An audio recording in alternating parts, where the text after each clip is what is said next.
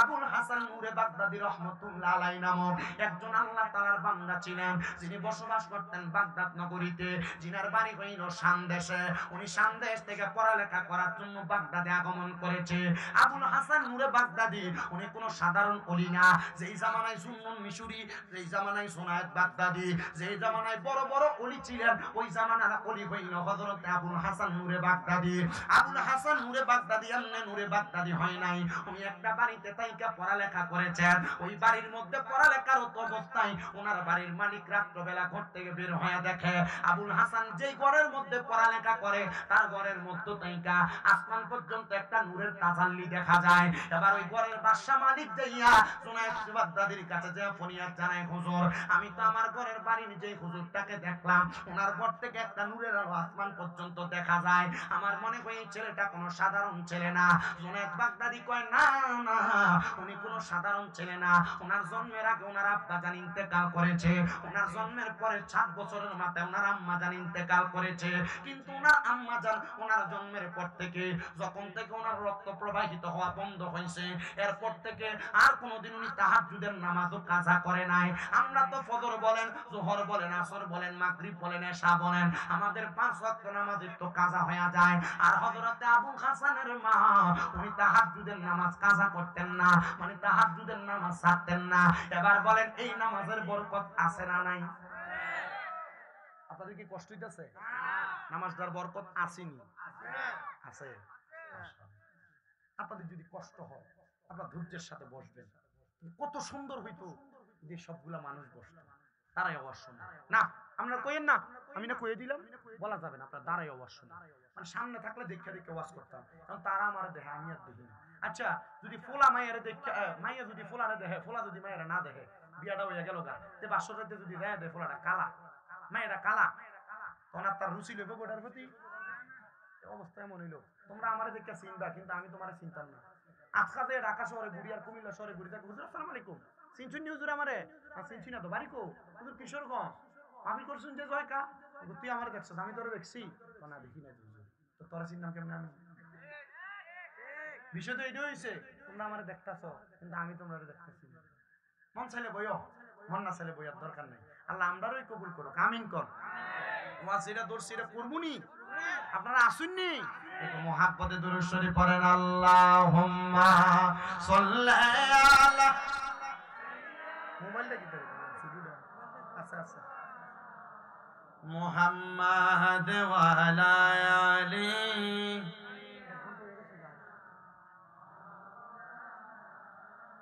কেউ বড় হয় দনে জনে, কেউ বায়াবার মান সম্মানে, আমরা চাই গো নবীর প্রেমে থাকতে ভরে জীবন ভর। আল্লাহুম্মা সাল্লি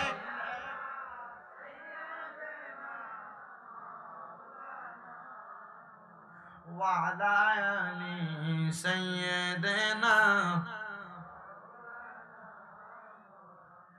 আল্লাহর জুনাত বাগদাদির ডাক দিয়া কয়, জগৎবাসী, এই ছেলেটার মা তার বয়স যখন 7 বছর বয়স ইন্তেকাল করছে, তার জন্মের পরে তার মার রক্ত প্রবাহিত হওয়া বন্ধ হওয়ার পর, মানে সন্তান জন্ম দেওয়ার 40 দিন পর্যন্ত তার মা সময়টা যাওয়ার পর থেকে একদিনও তাহাজ্জুদের নামাজ ছাড়ে নাই, হারাম ওয়াক্ত ব্যতীত।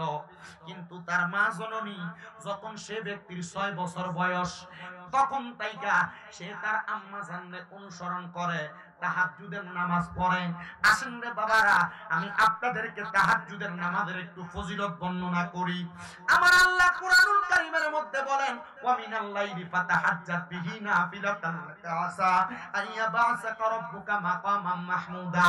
আল্লাহ কয়, নবী আপনি রাতের কিছু অংশে তাহাজ্জুদের নামাজ আদায় করেন, অতি সত্বর আপনাকে মাকামে মাহমুদ, প্রশংসার জায়গা দেওয়া হবে। আমার নবীজি এই আয়াত যখন আমার নবীর উপর নাযিল হইছে, আমার নবীজি মা আয়েশা সিদ্দিকা রাদিয়াল্লাহু তাআলা আনহার সাথে একই হুজরা মুবারকের মধ্যে অবস্থান করতেছে। আমার নবীজি সিজদার মধ্যে যে কান্নাকাটি করতেছে। নবী যখন এশারের নামাজের পর থেকে নামাজের সিজদা দেয়, আম্মা জান আয়েশা কয়, আমার নবীর এত লম্বা সিজদা, এত লম্বা রুকু আর কোনোদিন দিতে দেখি নাই। আমার নবীজি 2 রাকাত নামাজ পুরা রাত পর্যন্ত আদায় করে ফেলতেন। কথা কতরা এখনো দাঁড়িয়ে রয়েছে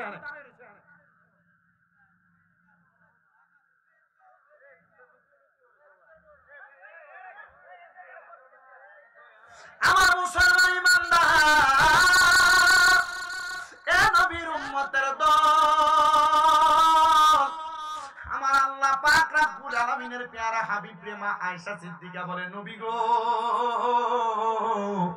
আপনি নবী 2 রাকাত নামাজ আদায় করেছেন পুরাটা রাত লেগে গেছে নবী আমার ডাক দিয়া কয় আয়েশা হে আয়েশা আমার আল্লাহ বলেছে আমি নবী যদি তাহাজ্জুদের নামাজ পড়ি আমার মাকামে মাহমুদ প্রদান করবে আয়েশা রে আমি নবী তাহাজ্জুদের নামাজ পড়া মাকামে মাহমুদ পাবো আমার উম্মতেরা তো আমি নবীর জন্য পাগল পারা আমার উম্মতেরা জন্য তো আমার উম্মতেরা তো আমি নবীর জন্য দিওয়ানা আমার উম্মত যদি আমি নবী দুনিয়া থেকে রওজা মুবারকে যাওয়ার পরে তারা যদি তাহাজ্জুদের নামাজ আদায় করে তাইলে আমার আল্লাহ তাআলা আমার উম্মতের কি প্রদান করবে আমি কান্দা কান্দা আমার আল্লাহর কাছে দোয়া করেছি আম্মা জান আয়েশা কয় নবী গো আপনি তো মুস্তাজাবাতুদ দাওয়াত আপনি কোন দোয়া করলে আমার আল্লাহ দোয়া ফিরায় না আমার নবী ডাক দিয়ে কয় আয়েশা আমার আল্লাহ তাআলা আমি নবীর দোয়া কবুল করেছে নবী গো আমার আল্লাহ তাআলা আপনি নবীর দোয়া কবুল কইরা কি বইলা দিছে আমার নবী ডাক দিয়ে কয় আয়েশা আমার আল্লাহ তাআলা বলছে আমার উম্মত যদি তাহাজ্জুদের নামাজ পড়া আমার আল্লাহর কাছে কোনো কিছু চায় আমার আল্লাহ উম্মতের তা দান করব এ পর্দার অন্তরালের মা বোনেরা আপনার ঘরের মধ্যে শান্তি হয় না আপনার ঘর থেকে অভাব অনটন যায় না আপনার ঘরের মধ্যে থেকে রোগ বালা মুসিবত যায় না এ যুবক বিদেশ যাওয়ার চেষ্টা করে যাইতে পারো না ব্যবসা করেন মুরব্বিরা বরকত হয় না আমি বলবো 5 ওয়াক্ত নামাজের পাশাপাশি তাহাজ্জুদের নামাজটা আদায় করবেন দেখবেন আমার আল্লাহ তাআলা অসংখ্য পরিমাণ রহমত অসংখ্য পরিমাণ বরকত আপনারা দান করবে কঠিন কোন রোগে যদি আক্রান্ত থাকেন আপনি তাহাজ্জুদের নামাজ পড়ে আল্লাহর কাছে দোয়া করবেন দেখবেন আমার আল্লাহ তাআলা কঠিন রোগ থেকে শিফা দান করবে কঠিন কোন বিপদে যদি পড়ে থাকেন তাহাজ্জুদের নামাজ পড়ে আল্লাহর কাছে কান্নাকাটি করবেন আমার আল্লাহ তাআলা নামাজের বরকতে আপনার বিপদ থেকে উদ্ধার করবে আপনি যদি দুনিয়ার জমিনের মধ্যে টেনশন বালা মুসিবতের মধ্যে থাকেন তাহাজ্জুদের নামাজ পড়ে দোয়া করলে আল্লাহ দোয়াটা কবুল করবে এবার হযরতে জুনায়েদ বাগদাদি ডাক দিয়া কয় এই আল্লাহর বান্দা আবুল হাসানের একটা পাওয়ার হইল তার মা জননী 6 বছর বয়স থেকে যখন তাহাজ্জুদের নামাজটা আদায় করতেন সেই সন্তান তার মাকে দেখা দেখা তাহাজ্জুদের নামাজ পড়ে ওই সন্তানের তাহাজ্জুদ নামাজ যখন পড়ে তার নামাজটা আমার আল্লাহর কাছে একাগ্রতার সাথে কবুল হয়ে যায় সে যখন নামাজ পড়ে তার নামাজের সময় আল্লাহর অসংখ্য পরিমাণ রহমতের ফেরেশতারা তার ঘরে নাযিল হয় এই জন্য তার ঘর থেকে আসমান পর্যন্ত একটা নূরের তাজাল্লি দেখা যায় এবার ডাক দিয়া কই হুজুর এই নূরের তাজাল্লি যেহেতু দেখা যায় আমার তো স্ত্রীর গর্ভের মধ্যে কোনো সন্তান হয় না আমার স্ত্রী দুনিয়ার জমিনে কেমন ভাবে চলাফেরা করে আমি কত চিন্তা করলাম আমার স্ত্রীর কেন সন্তান হয় না আল্লাহর কাছে কত দোয়া করলাম আল্লাহ তো আমাদেরকে একটা সন্তান দান করে না এখন এনা ডাক্তার বাইর হইছে ডাক্তার বাইর হয়ে কত রকমের চিকিৎসা বের করছে স্বামীর দোষ না স্ত্রীর দোষ এটা ডাক্তার বলতে পারে কিন্তু মুসলমান ও নবীর উম্মতের দলেরা একটু অন্তরের কানটা লাগায় বয়ানটা শ্রবণ করবেন তখন কিন্তু স্বামী স্ত্রীর দোষ বাহির করা যাইতো মানে এখন যে যুগ আসছে স্বামীর যদি সমস্যা হয় ডাক্তার বলতে পারতেন যে স্বামীর সমস্যার কারণে বাচ্চা হচ্ছে না স্ত্রীর সমস্যা হলো ডাক্তার বলতে পারেন যে স্ত্রীর সমস্যার কারণে বাচ্চা হচ্ছে না এগুলো কিন্তু আল্ট্রাসোনোগ্রাফির মাধ্যমে বলা যায় কিন্তু তখন সেই সমস্যার সমাধান ছিল না হযরতে আবুল হাসানের ওই আল্লাহর বান্দাটা ডাক দিয়া বলতেছেন তিনি যার বাড়িতে বসবাস করেন তিনি বলতেছেন আমার স্ত্রীর গর্ভ থেকে 11 বছর পর্যন্ত কোনো সন্তান হয় না 11 বছর কোনো সন্তান হয় না আপনি বলেন হুজুর এমন কোন মাধ্যম আছে যে মাধ্যমের মাধ্যমে আমি সন্তান পাইতে পারি এবার আবু হাসান ডাক দিয়ে কয় বাবা আপনি কি আল্লাহর কাছে কামনা করেছেন সন্তানের জন্য বলে হ্যাঁ আমি আমার আল্লাহর কাছে কম দোয়া করি নাই এবার ডাক দিয়ে কয় আপনার স্ত্রী কি আল্লাহর কাছে কামনা করেছে সন্তানের জন্য আপনারা কোন আমার আল্লাহর কাছে কামনা করলে আল্লাহ সন্তান দিতে পারে কি পারে না কিন্তু বাবারে আমার আল্লাহ তাআলার কাছে আপনি ডাইরেক্ট কামনা করতে গেলেন পাইলেন না তো পাইলেন না কারণ আপনার দুনিয়া এবং আখিরাত আপনি ক্লিয়ার করার জন্য কোন হক্কানি রব্বানি মাশায়েখে আযম পীরের হাত আপনি ধরেন নাই যেহেতু সাবজেক্টটা শানে আউলিয়া, আউলিয়া কেরামের শান ও মানাজমতের বয়ান আমি আপনাদের কাছে করব। আপনি যদি হক্কানি একজন পীরের হাত ধইরা আপনি যদি ওনাদের তালিম তরবিয়ত মোতাবেক চলাফেরা করেন, তাইলে আপনি দুনিয়া থেকে ইন্তেকাল করার আগ পর্যন্ত আপনার আখিরাত পরিষ্কার হয়ে যাবে। কারণ আপনি দুনিয়াতে আখিরাতকে সুন্দর করার জন্য আপনি কাজকর্ম করেছেন। এই জন্য আশিক বলে, ওরে চাইলে কেউ পীরের বস্তু নাহি নিতে পারে, আবার উপযুক্ত হইলে রে দয়াল টান দিয়া নে কাছের তারে, টান দিয়া নে কাছে, আর জোর করিয়া দিবে তোরে, জোর করিয়া দিবে তোরে ববে যত প্রেম জ্বালা। কেউ বুঝিতে পারে না রে পীর মুর্শিদের খেলা, আরে ওলি আল্লাহর খেলা। আরে জোর করিয়া বুঝতে গেলে, জোর করিয়া বুঝতে গেলে তার গতে মরণ জ্বালা। কেউ বুঝিতে পারে না রে ওলি আল্লাহর খেলা, আরে পীর মুর্শিদের খেলা। জবান বন্ধ নাই, চিৎকার মেরে বলেন ইয়া বলি আল্লাহ। মুসলমান ও নবীর উম্মতের দলেরা, বাচ্চাটার বয়স মাত্র 8 বছর, 6 বছর থেকে তাহাজ্জুদ পড়ে, তাহলে 6 বছর 7 বছর 8 বছর তাহাজ্জুদের নামাজ পড়ছে টানা 3 বছর। ডাক দিয়া কই, ও বাদশা, আপনি তো আল্লাহর কাছে চাইছেন, আপনার বউও তো চাইছে, কোনদিন জামাই বউ দুইজন এক লগে চাইছেননি? বেটারা কত দোয়া করেন আপনারা, দোয়া দি কবুল হয় না। ওই যে বাসর রাইতে ঢুকাইয়ে দিয়ে 2 রাকাত নামাজ পড়াইছিল, এরপরে বউরে লয়ে কবে 2 রাকাত নামাজ পড়ছেন? বুকটা তার দিয়ে কর। এটা লাইলাতুল মেরাজের রাত যায়, বরাতের রাত যায়, কই বউরে লয়ে তো 2 রাকাত নামাজ পড়েন না। আপনি কত সুন্দর বিল্ডিং ঘর বানান, আপনার বিল্ডিং ঘরে বারান্দা থাকে, আপনার বিল্ডিং ঘরে 2টা 3টা ওয়াশরুম থাকে, আপনার বিল্ডিং ঘরে কত সুন্দর ড্রয়িং রুম থাকে, একা একা ইবাদতের জন্য একটা ঘর থাকে না। কি কথা কন না কেন? আল্লাহ বুঝার তৌফিক দান করুন। আমার মুসলমান ইমানদার, এ নবীর উম্মতের দল ডাক দিয়ে কয়, স্বামী স্ত্রী দুইজন একসাথে দোয়া করছেননি?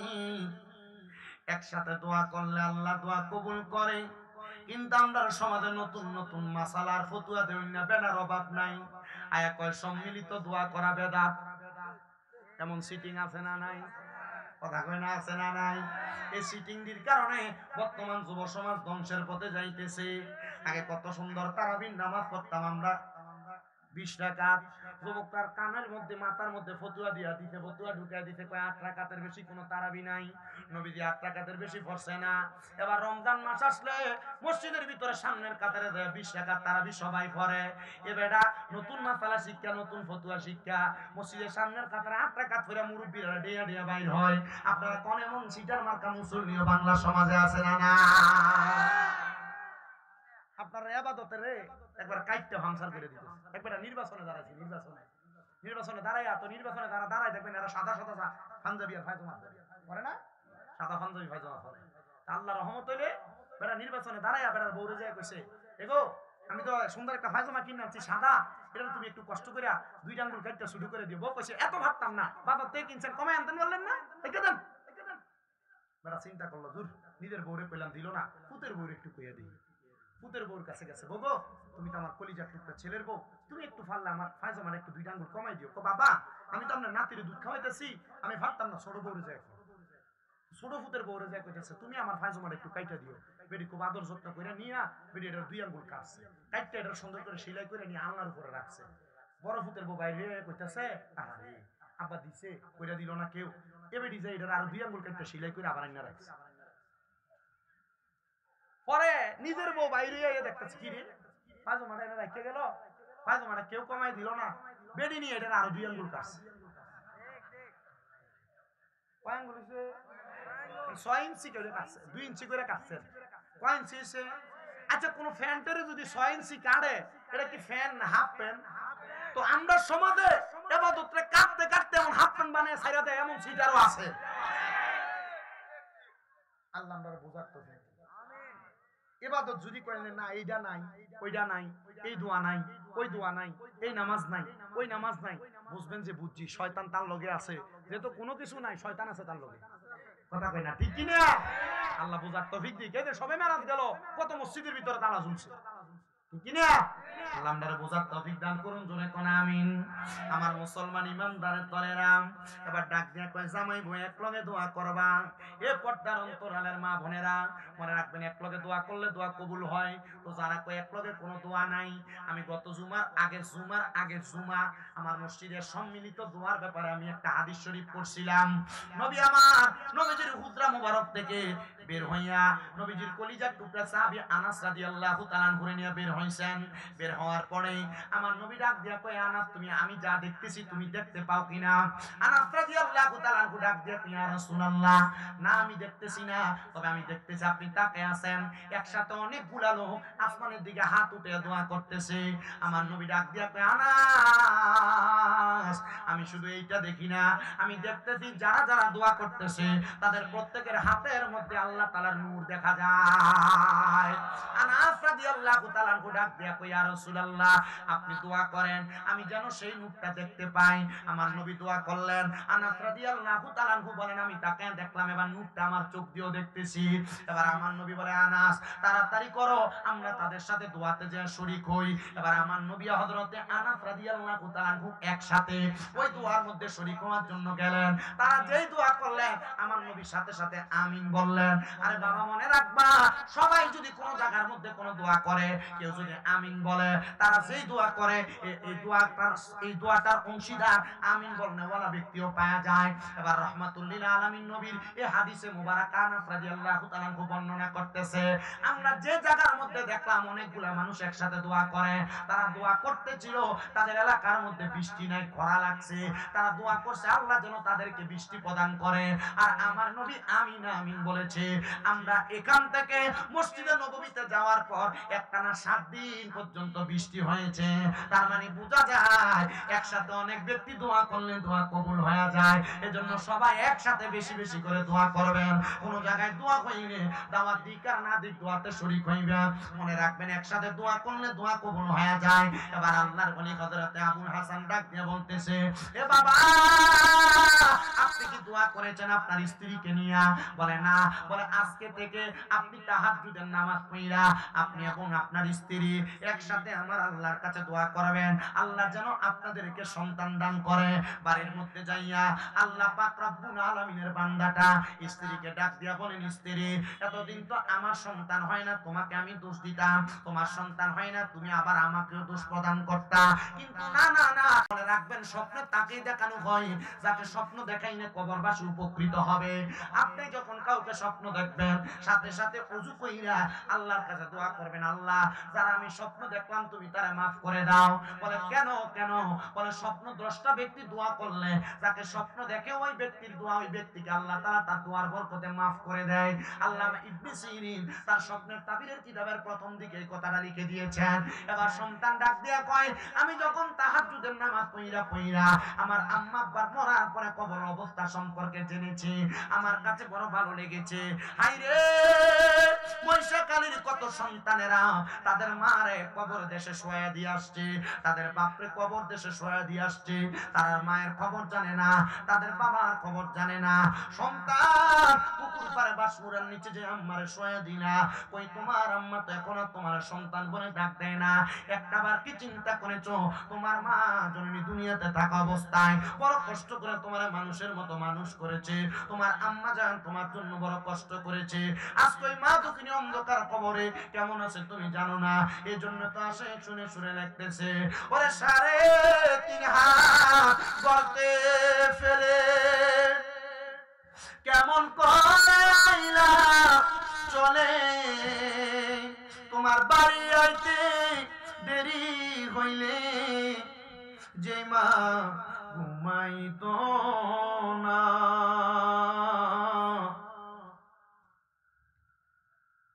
ওই কবর দেশে মায়ের পাশে একটু রইলি না রে, কবর দেশের খবর লইলি না। কেমন আছেন বাবা মনি, কেমন আছে মা জননী একটা বারো ফিরা চাইলি না, ওই মা বাবারে কষ্ট দিয়া দুনিয়াতে দিনই কাটাইয়া কোনদিনও শান্তি পাবি না রে। কবর দেশের খবর লইলি না।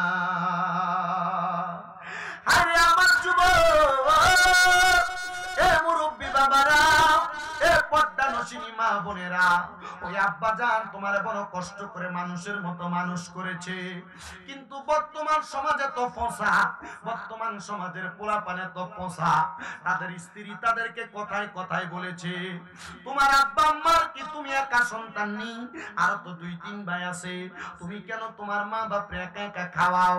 এই কথা শুই না সন্তানেরা তাদের মা বাপরে জুদা করে দেয়, এই কথা শুই না সন্তানেরা তাদের মা বাপরে আলাদা করে দেয়, মা বাপ এক সপ্তাহ এক ঘরে আরেক সপ্তাহ আরেক ঘরে ভাত খায়, এই কথা শুই না অনেক সন্তানেরা তাদের মা বাপকে আলাদা করে দেয়, সকালে এক ঘরে ভাত খায়, রাত্রে এক ঘরে ভাত খায়। হাই রে, কত মা বোনেরা, কত আম্মারা আব্বারা তারা ঘরের মধ্যে বালিশের মধ্যে মাথা লাগিয়ে লাগিয়ে রাত্রবেলা কান্না করে তারার বালিশ ভিজায়।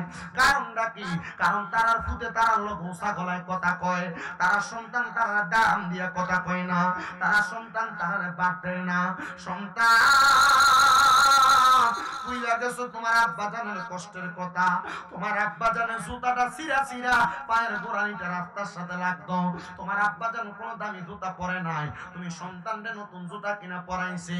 আজকে ওই আব্বা জান অন্ধকার কবরে, এ সন্তান ঈদের দিনে আব্বা জান কোনো নতুন জামা কাপড় পরে নাই, তোমার আব্বা জান অন্ধকার কবরে। আব্বা জান কবরে কেমন আছে তুমি জানো না? হাইরে তোমার কাছে টাকার অভাব নাই, কিন্তু তোমার আব্বার বড় অভাব, আব্বা জানলে 1000 টাকা দিয়ে একটা দামি লুঙ্গি কিনা পাঞ্জাবি কিনা পরাইতে পারো না। এ সন্তানের দল, তোমার আম্মা জান অন্ধকার কবরে। মনে আসেনি তোমার মা কাপড় রাস্তার মধ্যে 10-20 টাকা বাইন্দা রাখতো, তুমি সন্তান কই টাকাটা মা জননী খুইলা দিয়া দিত, কিন্তু মা নিজের কাপড়টারে সেলাই করে করে পরতো। হাইরে আজকে তোমরা সন্তানের কাছে কত টাকা, কিন্তু তোমাদের মা দুঃখিনী দুনিয়াতে নাই, ওই মা দুঃখিনী অন্ধকার কবরে। ওই আম্মা আব্বারে অনেক সন্তানেরা বাদ দেয় না, আম্মা আব্বারে কষ্ট দেয়, আম্মা আব্বারে ধমক দেয়। দেরে আমার মহিষাকালীর যুবক, দেরে আমার মুরব্বী বাবারা, তোরার পাও আমার সামনে দে, আমি আমার জিব্বা লাগাইয়া তোমরা পাও পরিষ্কার করে দিব। তবু আদা করবা, এখান থেকে বাড়িতে যে মা বাবার পায়ে ধরবা, আম্মা আব্বার পাউডার মধ্যে ধরে বলবা মা ও আব্বা জান, আল্লাহর ওয়াস্তে আমি সন্তানকে মাফ করে দেন। যতক্ষণ পর্যন্ত তোমার মা বাবা তোমার বলছে মাফ করে দিছি, ততক্ষণ পর্যন্ত মা বাবার পাও তুমি ছাইরো না। বলে কেন? কেন? ওই আম্মা আব্বার মনে কষ্ট দিয়া, আম্মা আব্বারে নারাজ কইরা তুমি মক্কা মদিনা হজ করতে গেলে হজ কবুল হবে না, নামাজ পড়লে নামাজ কবুল হবে না। আম্মা আব্বা যদি খুশি হয়ে যায়, আল্লাহর নবীর হাদিসে মুবারাকা, রাদা রব্বি ফি রিদাল ওয়ালিদাইন, আম্মা আব্বার সন্তুষ্টিতে আমার আল্লাহ তাআলা সন্তুষ্ট হয়ে যায়। কেউ যদি ওই মা বাবার মনে কষ্ট দিয়া থাকো, ওয়াদা করে কান থেকে বাড়িতে যা মা বাবার পায়ে ধরে মাপ চাইবা। আজকে মহিষাকালীর মাহফিলটা কবুল হবে কিনা আমি এটার গ্যারান্টি দিতে পারবো না, তবে একটা কথা বইলা যাই, মহিষাকালীর কোন দোকানে বইসা বইসা কোন মুরব্বিরে যদি আগামী কালকে বলতে শুনো, হ্যাঁ শামীম রাদার ওয়াজ শুই না, আমার সন্তান আমার পায়ে ধরে মাপ চাইছে, মনে করবা মাহফিল কবুল হয়ে গেছে। অনেক সন্তান চিন্তা করে হুজুর আমি কেমনে আমার মা বাবার পায়ে ধরে মাপ চাইবো, আমার তো শরম লাগে, আমার তো লজ্জা লাগে, আমি তো 2 ঈদের সময় মা বাবার পা ছুঁয়ে সালামও করি না। আমি বলবো রে সন্তান, সালাম করো আর না করো, আম্মা আব্বার কদমে ধরলে তোমার দাম কমবে না, আম্মা আব্বার কদমে ধরলে তোমার সম্মান কমবে না, আম্মা আব্বার কদমে ধরলে আল্লাহ তাআলা তোমার সম্মান ইজ্জত বাড়ায় দিবে। কিন্তু সন্তানের দল, তুমি তো তোমার মা বাবার কদমে ধরতে চাও না, তোমার শিরিক বেদাতের ফতোয়া দিয়া দূরে রাইখা দেয়। মনে রাখবা, আম্মা আব্বার কদমে শুধু ধরা না, মাঝে মাঝে সুযোগ পেলে মা বাবার পায়ের মধ্যে চুমা দিবা। আম্মা আব্বার কদমে চুমা দিলে আল্লাহর জান্নাতের চৌকারে চুমা দেওয়ার সওয়াব পাওয়া যায়। আইরে সন্তানের দল, আম্মা আব্বার পায়ে চুমা দিব দূরের কথা, অনেকে চিন্তা করে হুজুর যাদের বাড়িতে আব্বা আছে তারা বাড়িতে যাইয়া আব্বার পায়ে ধরে মাপ চাইবো। হুজুর আমার তো আব্বা নাই, বে আব্বা জান আমার এত কষ্ট করে মানুষ করছে, আমি কার পায়ে ধরে মাপ চাইবো? পর্দানুশীনী কত মা বোনেরা কান্দে, তারা আব্বা জান অন্ধকার কবরে, তাদের কাছে টাকা আছে পয়সা আছে কিন্তু আব্বা জান অন্ধকার কবরে। কে বাবা তুমি কেমন আছো ছোট মাটির ঘরে, তোমার কথা হৃদয় মাঝে পড়ছে বারে বারে, ভালোবাসি তোমায় বাবা বুকটা যে যাই চিরে, তোমার কথা হৃদয় মাঝে পড়ছে বারে বারে। বাবা গো ও বাবা, বাবা গো ও বাবা, আল্লাহ কোন সন্তান জানি তাদের আব্বারে হারায়া আজকের মাহফিলের মধ্যে কান্দে, আল্লাহ তাদের আব্বার কবর জান্নাতের বাগান বানাও। সন্তানের দল, অনেক সন্তান চিন্তা করে হুজুর যাদের বাড়িতে মা আছে তারা বাড়িতে যাইয়া মা আর পায়ে ধরে মাপ চাইব, আমার তো মা নাই আমি কার পায়ে ধরে মাপ চাইব? আমি বলবো সন্তানের দলেরা, আম্মা জান যদি কবরে থাকে, আব্বা জান যদি কবরে থাকে, আজকের মাহফিলের যিনি সম্মানিত সভাপতি আপনাদের পাড্ডা দারুল রহমত সিদ্দিকিয়া দরবার শরীফের গদিনী শিল্পী সাহেব হুজুর কেবলা হযরত মাওলানা মুহাম্মদ শফিকুল ইসলাম সিদ্দিকী হুজুর কেবলার সাথে আখিরি মুনাজাত কইরা আল্লাহর কাছে চোখের মনি কোটার মধ্যে পানি ফালায়া ফালায়া কান্না করবেন। মনে রাখবেন আপনার পানির ফোঁটাটা মাটিতে পড়ার আগে আমার আল্লাহ তাআলা আপনার মা বাবার জীবনের গুনাহ মাফ করে দিবে। যেহেতু আল্লাহর একজন ওলি, ওলিদের উসিলায় আল্লাহ তাআলা দোয়া কবুল করে। এবার আপনারা বলেন আল্লাহ তাআলার কাছে আমরা ওলিদের উসিলায় দোয়া করলে আম্মা পর কবরের আযাব আমাদের কামাই রুজির মধ্যে আল্লাহ তাআলা সকল কাজের মধ্যে বরকত দিতে পারে কি পারে না? তাকবীর, নারে রিসালাত, আহলে সুন্নাত ওয়াল জামাত, পারদা সিদ্দিকিয়া দরবার শরীফ। জোরে কোন মারহাবা, এত আস্তে মারহাবা কইলেন? আল্লাহর উসিলা দিয়া দোয়া করলে দোয়া কবুল হয়নি, বিশ্বাস আসেনি? আইক না আইলে মাইক ধরবো, আমি একটু ওয়াজ করি, আর কিছুক্ষণ সময় আপনারা কষ্ট দিতাম। আসুন মারহাবা। তাহলে একটু আল্লাহর ওলির একটা শান গাই। ওলিদের ওলি যিনি গাউসুল আজম জিলানী, ওলিদের ওলি যিনি গাউসুল আজম জিলানী, বাগদাদে জন্ম কুতুবে রাব্বানী, বলেন বাগদাদে জন্ম কুতুবে রাব্বানী। বাবারা গাউসে পাকের শান গাইতে অসুবিধা হয় আপনারা? গাউসে পাকের শান গাইলে ভালো লাগে না? অন্তরে মোহাব্বত লাগে না? একটু মোহাব্বতে কন্যা। এই কারণ আল্লাহর হাবিব সাল্লাল্লাহু আলাইহি সাল্লামের ঘোষণা, যিকরুল আমবিয়াই মিনাল ইবাদা ওয়া যিকরুস সলিহিনা কাফারা। নবীদের জিকির করলে ইবাদত হয়, ওলিদের জিকির করলে গুনাহ মাফ হয়। মোহাব্বতে আউলিয়া কেরামের শান করেন। ওলিদের ওলি যিনি গাউসুল আজম জিলানী, ওলিদের ওলি যিনি গাউসুল আজম জিলানী, বাগদাদে জন্ম কুতুবে রাব্বানী, বলেন বাগদাদে জন্ম কুতুবে নি।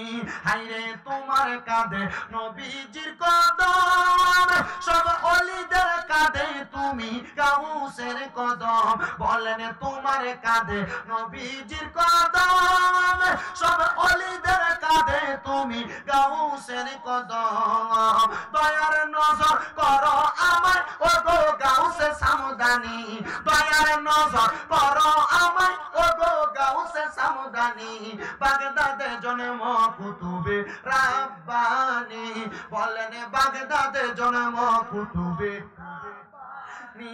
হাইরে ওলিদের ওলি যিনি গাউসুল আজম জিলানী, ওলিদের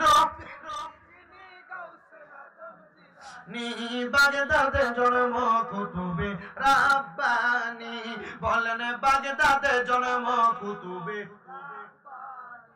হাইরে বংশ তোমার হাসান হুসাইনি, তুমি হইলা আমার ফাতেমার নয়নের মনি, বলেন বংশ তোমার হাসান হুসাইন, তুমি হইলা আমার ফাতেমার নয়নের মনি। মুর্দা করো জিন্দা করো ও গো গাউসে সামদানি, মুর্দা করো জিন্দা করো ও গো গাউসে সামদানি, বাগদাদে জন্ম কুতুবে নি বলেন বাগদাদে জন্ম কুতুবে আল্লাহ যেন কবুল করে জোরে কোন আমিন। তাহলে আউলিয়া কেরামের সোহবতে আউলিয়া কেরামের কাছে গেলে আল্লাহ তাআলা বান্দারে maaf করে, গুনাহ maaf করে, হায়াতে বরকত দেয়, রিজিকে বরকত দেয়। আল্লাহ তাআলা হেদায়েতের পথে জান্নাতের পথে কবুল করে, কথা কোন না ঠিক কি না? কারণ আমরা সুন্নিদের বিশ্বাস আউলিয়া কেরামের পথটা ইহদিনাস সিরাতাল মুস্তাকিম পথ, সহজ এবং সরল পথ, কথা কোন না ঠিক কি না? তো বাবা আমার ভারতের জমিনের প্রখ্যাত ওলি, ওনার কাছে একদিন এক নেশাখোর গেছেন, যা বলতেছেন হুজুর আমার স্বভাব হলো নেশা করা, তবে আমি খবর পাইছি আপনি বলছেন মুরিদ হইলে মানে পীর মাশায়েখের কাছে যা বায়াত গ্রহণ করলে আল্লাহ তাআলা তার জীবনের গুনাহ maaf করে দেয়, হুজুর আপনি আমারে মুরিদ করান। ও বাবা মনে রাখবেন যারা নেশা করে এই নেশাখোরদের অভ্যাস বড় খারাপ। নেশাখোররা নেশা করার টাকা পয়সা না পাইলে মানুষের কল চুরি করে, মানুষের ডেকসি চুরি করে, চুরি চামারি করে। আপনারা কোন নেশাখোরদের এমন অবস্থা আছে না নাই? আপনারা আসতে কোন দিক? নেশাখোরদের এমন অবস্থা আছে না নাই? মুহাব্বতে একটা তাকবীর দেন, নারে তাকবীর, নারে রিসালাত, আহলে সুন্নাত ওয়াল জামাত। প্রধান অতিথির আগমন, হযরত মাওলানা হাসানুর রহমান হোসেন নকশবন্দি ওয়া সিদ্দিকী সাহেবের আগমন। মারহাবাটা জোরে কোন। হুজুর আসার আগ পর্যন্ত আমি আমার এই কারগুজারি ওয়াকিয়া ঘটনাটা বইলা শেষ করি। হুজুর আসার আগ পর্যন্ত আমি আমার কথাগুলা বলবো, এই পর্যন্ত আপনারা ধৈর্য ধারণ করে শ্রবণ করার চেষ্টা করবেন। ওই নেশাখোরটা প্রবঞ্চনায়, নেশাখোরের অত্যাচারে এলাকার মানুষগুলা বড় বিরক্ত। এবার ওই নেশা করে গেছেন আল্লাহর ওলির কাছে, হুজুর আপনি আমারে বায়াত গ্রহণ করান, আপনি আমারে বায়াত গ্রহণ করাইবেন, তবে শর্ত হলো হুজুর আমি বায়াত গ্রহণ করুন কিন্তু নামাজ পড়তাম না। আল্লাহর ওলি কয় বাবা এটা কেমন পাগল আমার কাছে আসলো, করে নেশা, আবার যদি কই তারা মুরিদ করাইতাম না, এই ব্যক্তি তো আমার সাথে খারাপ আচরণ করতে পারে। হুজুর বলতেছে ঠিক আছে তুমি বলছো তুমি নামাজ পড়তে পারবা না, যদি তুমি মুরিদ হওয়ার পর নামাজ পড়ো, আল্লাহর ওলিদের হিকমত এবং তাদের জবানের কথা এটা কেউ বুঝতে পারে না, বোঝার জন্য আলাদা রকমের ক্ষমতা এবং পাওয়ার লাগে, কথা কোন না ঠিক কিনা? ডাক দিয়ে বলতেছে কারণটা কি? বলে হ্যাঁ নামাজ পড়তে পারবা না, যদি নামাজ পড়ো প্রতি ওয়াক্ত নামাজের জন্য তোমাকে একটা দ্বারা জুতা দ্বারা খরম দ্বারা আঘাত করা হবে। বলছে হুজুর আমি এমনই তো লোক টোকায় যার কাছে আমি বায়াত গ্রহণ করতাম, যেই ব্যক্তি আমারে নামাজের কথা বলবে না, তবে হুজুর বলে শর্ত হইল নামাজ যে তো পড়তে পারবা না, আমি তোমার একটা তালিম দেই বায়াত গ্রহণ করার কারণে, তুমি একটা জিকির করবা, যে জিকির হলো লা ইলাহা ইল্লাল্লাহ। হাদিস শরীফের মধ্যে রাসূল পাক বলেছেন আফদালু যিকরি লা ইলাহা ইল্লাল্লাহ ওয়া আফদালু দুআই আলহামদুলিল্লাহ। সবচাইতে উত্তম জিকির হলো লা ইলাহা ইল্লাল্লাহ, সবচাইতে উত্তম দোয়া হলো আলহামদুলিল্লাহ। তুমি বলো এই জিকিরটা করতে পারবানি? হুজুরের কথা মোতাবেক ওই নেশাখোর ব্যক্তিটা ডাক দিয়ে কই হুজুর আপনার কথা মোতাবেক আমি জিকিরটা করতে পারবো, আপনি আমারে বায়াত করান। হুজুর বলে তোমার বায়াত হয়ে গেছে, তুমি যেহেতু আমার সাথে ওয়াদাবদ্ধ হয়েছে এটাই বায়াত। মারহাবা, আরো জোরে কয় না মারহাবা। ডাক দিয়া কয় বাবা যাও তাহলে চলে যাও। এবং নেশাখোরটা যাওয়ার পর হুজুর বলতেছেন এখন যেহেতু আমি নেশাখোরটা আমার কাছ থেকে দূরাইছি, আমি আল্লাহর কাছে দোয়া করলাম আল্লাহ এই ব্যক্তিটা তো খারাপ মানুষ, নেশা করে, তার যন্ত্রণা এলাকার মানুষ বড় নিস্তব্ধ, আল্লাহ তুমি যদি হেদায়েত না দাও, হেদায়েতের মালিক আর কেউ নাই, হেদায়েতের মালিক কে? আল্লাহ। আল্লাহ তুমি তার হেদায়েত নসিব করো, আল্লাহ তুমি তার হেদায়েত নসিব করো, আল্লাহ তুমি তার হেদায়েত নসিব করো। আল্লাহর ওলিদের এমন খাসিয়ত ওনাদের ইবাদতের কারণে, আল্লাহর ওলিদের ইবাদতের পাওয়ারের কারণে, ঈমানের পাওয়ারের কারণে তারা কোন দোয়া করলে আল্লাহ তারা দোয়া ফিরায় না।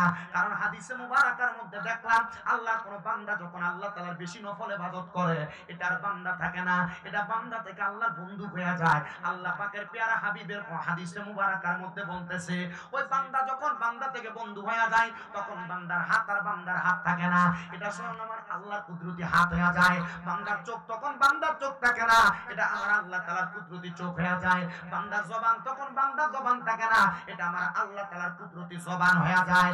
এ মুসলমান, এ নবীর উম্মতের দলেরা, এবার আল্লাহর বান্দাটা আল্লাহর ওলির কাছ থেকে তালিম নিছে, নামাজ পড়তে পারতো না, জিকির করতে পারবো, জিকিরের নাম লা ইলাহা।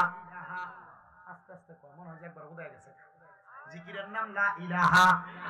আরে আমি না নরম গরম, হুজুর আইতাছে না, একটু মুহাব্বত একটু কইতে হবে, হুজুর আইলে তো না আপনারা দেখলে শান্তি পায়। মারহাবা কোন। আমি আইয়াম না যে অবস্থা দেখছিলাম মাশাআল্লাহ, এই আল্লাহর ওলিরা যদি হুজুরে দেখতো, আমি চিন্তা করি হুজুর ওয়াজ করতো না। আলহামদুলিল্লাহ জিকির আজকার মুনাজাত দিয়ে আপনারা গোলাইছি, আল্লাহ কবুল করক, জোরে কোন আমিন। বিরিয়ানি খাওয়ানোর মানুষের তো দরকার আছে, কারণ তাবারুক তো আরো আগে শেষ রেডি হয়ে গেছে। আল্লাহ যেন কবুল করে, জোরে কোন আমিন। ওই পাগলটা তালিম দিছে, নামাজ পড়তে পারবে না তবে জিকির করতে পারবে। বলেন না তালিমটা ভালো না খারাপ? ভালো তালিম। যেহেতু তালিম দিছে, একটা একটা করলে না আরেকটা শিখবো, একটা করতে করতে আরেকটা শিখবো। ডাইরেক্ট তো সন্তান গর্ভ থেকে আইসা বাবা ডাকে না, সন্তান তো দুনিয়াতে আস্তে আস্তে আস্তে আস্তে করে শিখে। এবার ওই বান্দাটা নেশা করার নেশা করে, কিন্তু আল্লাহর ওলির দরবার থেকে ওই দিন নেশা করার জন্য মদের বাটিখানায় যায়, দেখে রাত্র বেশি হয়ে গেছে, মদের বাটিখানাটা বন্ধ, ওই দিন আর নেশা করে নাই। কি করে নাই? ওই দিন নেশা না করতে পারে, চিন্তা করলো আমি যেহেতু বায়াত গ্রহণ করেছি, আমি এখন বাড়ি যাওয়ার আগ পর্যন্ত লা ইলাহা ইল্লাল্লাহ জিকির করব। নামাজও না পড়তাম না, আজকে যেহেতু নেশাও করতে পারি নাই, লা ইলাহা ইল্লাল্লাহ জিকির করতে করতে বাড়িতে গেছেন। ঘরের দরজা খুলে দিছেন স্ত্রী। স্ত্রী স্বামীর এমন আচরণ দেখে বড় অবাক, কিরে আমার জামাই তো নেশা করত, কিন্তু এখন আমার জামাই আর নেশা করে না। ও বাবা, কোন স্বামী যদি নেশা করে, বদ কাজ করে, স্ত্রীর এটা পছন্দ না। আপনারা অনেকে সিগারেট পান করেন, সিগারেট খাওয়ার কারণে আপনাদের স্ত্রী রাত্রবেলা বিছানার মধ্যে অন্যদিকে মুখ ফিরে শুয়ে থাকে, কারণ সিগারেট কোরগুলা বিড়ি করে মুখের ভিতরে যে গন্ধ, গুয়ের গন্ধের সাথে আরো বালা। কথা কয় না? আপনার বউ যে আপনার খাট থেকে লাথি দিয়ে ফেলায় না, এটা আপনার হাজার কপালের ভাগ্য। কিন্তু আপনি সিগারেটটা পান করেন, সিগারেটটা খান, বাবার আল্লাহর দোহাই লাগে, রহমতের নবীর ঘোষণা, তোমরা যদি দুনিয়াতে জাহান্নামী মানুষ দেখতে চাও তাদের দিকে তাকাও, যাদের জীবিত অবস্থায় মুখের মধ্যে আগুন দেখা যায়। আমি খেয়াল করে দেখছি, জীবিত অবস্থায় মুখের মধ্যে আগুন শুধু সিগারেট খাওয়ানোর মুখে দেখা যায়। আপনারা কোন এমন অবস্থা আছে না নাই? এ মুসলমান, আমি এটাকে হারামও বলি না, আমি এটাকে না চাইছো বলি না, আবার চাইছো বলি না। আমি আপনাদেরকে হিরিক দিয়া গেলাম, মন চাইলে খাইবেন, না চাই না মন চাইলে ছাড়বেন। এ নবীর উম্মতের দল আশিক রাসূল ভাই বাবারা, এবার আল্লাহর বান্দা যখন নেশা না কইরা বাড়ির মধ্যে গেছে, বউ বড় অবাক। ইনি চিন্তা করলো, আমার স্বামী তো মদ খায়, আমার স্বামী তো নেশা করে, আমার স্বামীর এমন অবস্থা দেখে আমার কাছে ভালো লাগতেছে। মহিলা রাত্রবেলা আনন্দে আর ঘুমায় না, জামাই ভালো হয়ে গেছে, আজকে মদও খাইছে না, কোনদিন নেশা করে যখন আসে দুলতে দুলতে বিছানাতে পড়ে, জুতো খোলে না, আজকে আমার স্বামী কত সুন্দর। স্ত্রী কি খুশি না বেজা?